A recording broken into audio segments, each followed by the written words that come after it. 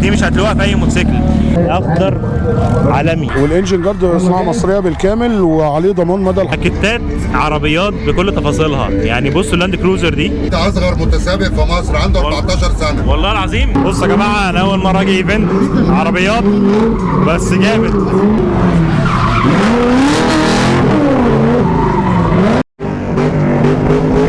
الله الله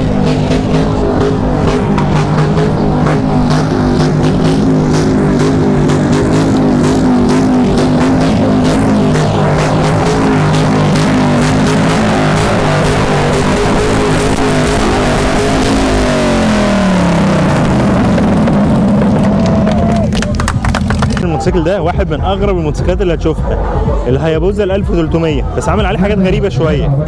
بصوا الرفرف اللي قدام نازل قوي قوي قوي، يا نهار ابيض. في نوع من الموتوسيكلات كروزر بيعملوا الحركه دي فيه، بس هنا غريب ان هم يعملوا حاجه زي كده، غريب يعني. الهاي سبيد بيسموه بره بوز البطه، على اساس ان هو يقلل الاحتكاك الهواء، اقل احتكاك الهواء من قدام، عشان موتوسيكلات التربو والموتوسيكلات اللي هي متعدله بره. طيب قول لي التعديل ده بس يكلفك كام؟ التعديل ده ايام ما كان الدولار حوالي 13 12 كان 14 وي كان مكلف حوالي 15,000 ما شاء الله.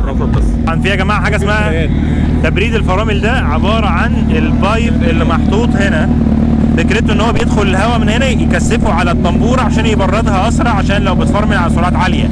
دي مش هتلاقوها في اي موتوسيكل. موتوسيكلات الاداء العالي قوي اللي ممكن يبقى فيها حاجه زي تبريد الفرامل دي، زي تكييف الفرامل يعني. فلا تعديلات غريبه شويه. طيب ده ستيرنج دامبر ده ولا ايه ده؟ ستيرنج دامبر عشان بالوابلنج فوق السرعات العاليه. يعني الموتوسيكل ده فيه ستيرنج دامبر بيمنع ان حاجه اسمها وابلنج على السرعات العاليه، متون يعني يعملوا له مابنج للاي سي يو بتاعته ان هي تطلع الباور الكامل بتاع الموتوسيكل. لان احيانا بيبقوا الشركات مش بتخلي الباور كامل يطلع عشان ليها اعتبارات البيئه وغيره يعني. فكره حلوه. ده كمان واحد من الموتوسيكلات اللي تشد قوي، الالفا ار بصراحه عامل له وش جامد قوي، مسود الهيد لايت وعامل لها كيد رنجات هنا حلوه جدا، والسبويلر الجنبي ده بصراحه اللون المط مع الاخضر عالمي، وعمل كربون على الشاسيه. جو جامد جدا صراحه. الله ينور.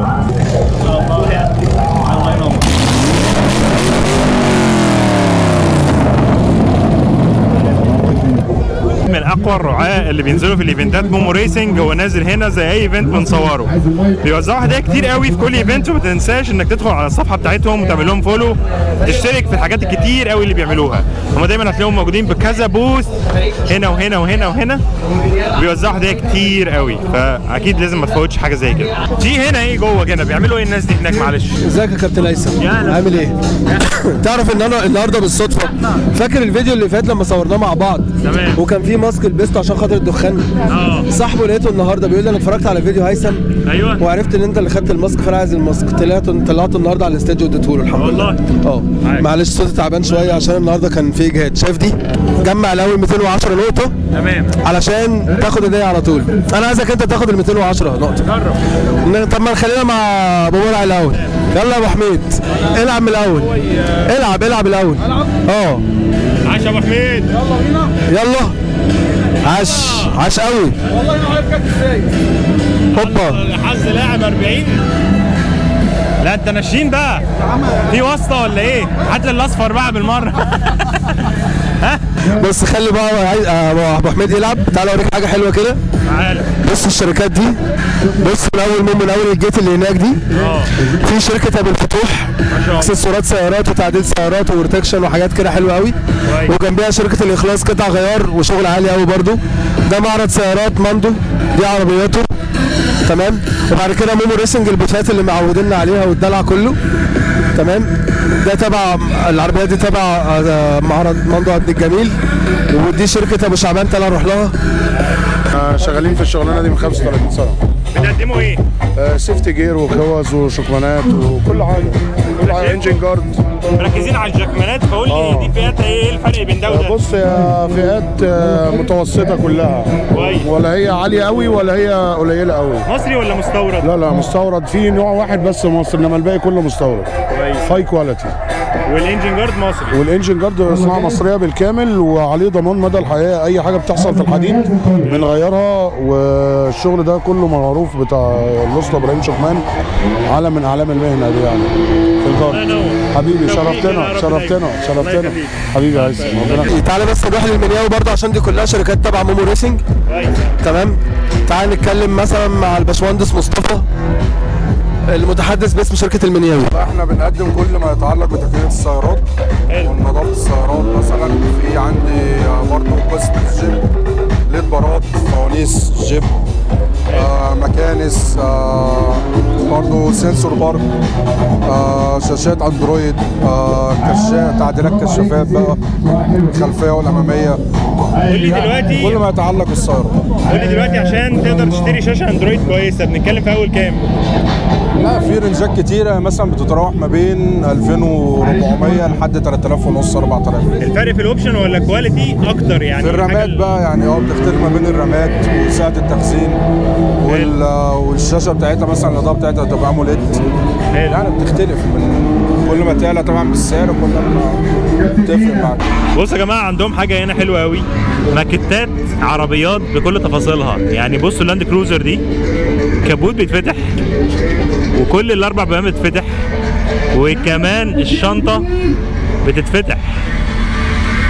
في ناس بيحبوا الماكيتات دي طبعا. لاند كروزر والبنتلي فرانك سبير ورولز رويز، وعندهم سامبل كتير جدا، فادخلوا على الابلكيشن لو حد بيحب الحاجات اللي زي دي.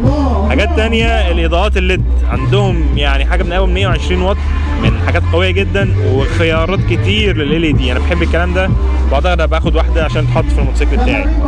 خيارات كتير جدا، حاجات كتير. فالمنياوي على الابلكيشن مومو ريسنج، ادخلوا لو عايزين تعرفوا اي تفاصيل. بصوا يا جدعان، هنا في بعض الاكسسوارات برضو مومو ريسنج لفت نظري حاجه. بصوا دي سيجنال لايت، اشارات. ايه التغليف النظيف جدا ده؟ لو حد عايز الحاجات النظيفه دي اللي ما تبص بسرعه، اعتقد ان هو يلاقيها على ابلكيشن مومو ريسنج. ده غير لو عندك هورنت هتحتاج الاضاءه الاماميه الليد دي. في هنا اضاءه ليدات كمان، حاجه سوبر واو. وهنا في فوجات، صدقها ممكن ان واحد يجرب فوجات دي رهيبه. ودي كمان صغيره قويه جدا، جامده دي جامده بصراحه، حلوه.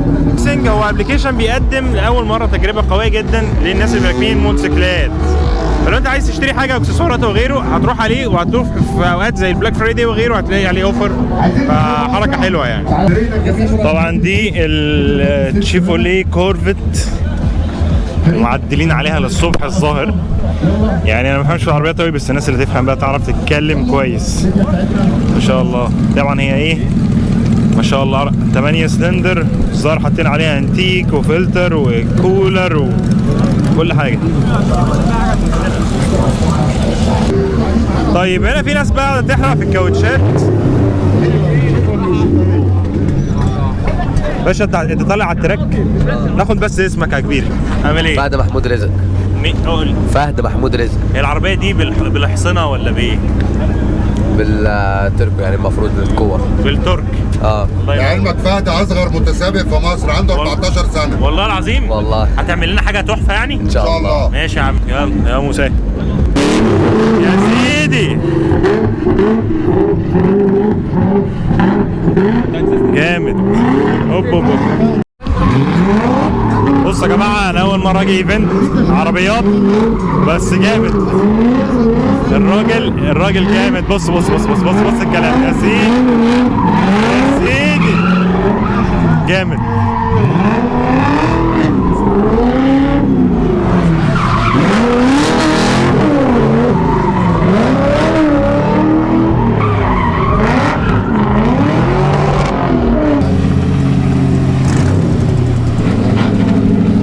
جامد والله. تعال نشوف بقى حبة العربيات المتعدلة. بصوا هنا ما شاء الله البي ام حاطط مكان الفوانيس فلتر هواء ما شاء الله، خارم الكبوت، جو رايق برضه.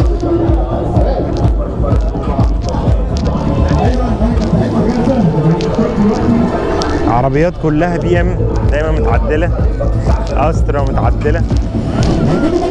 مش عارف الناس معدلين من الشكل خارجي ولا لا، خارجي بس ولا لا، بس اهم حاجه العربيات المتعدله اللي هي حاطط لها صدمات دي، يعني دي بتاعت ريل دريفت بقى. دي هتلاقي كولر قدام، هتلاقيها مش جاهزه ان هي تمشي في الطرق العامه، كلها متجهزه كده عشان ايه ما تسخنش، عشان تمشي على الطريق مظبوط. طبعا الكاوتشات متكمبره او بيخلوها مايله شويه، وشايلين اوزان كتير جدا عشان ده يقدر ايه يلعب بيها وتبقى خفيفه في السباقات. متخيلين هنا الشنطه دي مخرومه وحديد، جو رايق. دي كانت تغطيه الايفنت بتاع هيرو سكول كلوب. لو انتوا عايزين اي تفاصيل تانية عن الايفنتات اللي جايه اعملوا لنا تحت، قولوا لنا ايه الايفنتات اللي جايه ونروح نصورها لكم. لو استمتعتوا المره دي قولوا لنا تحت برضه ايه اكتر حاجه جامده في الايفنت ده. نشوفكم ان شاء الله الايفنتات اللي جايه والبروجرامات اللي جايه. سلام.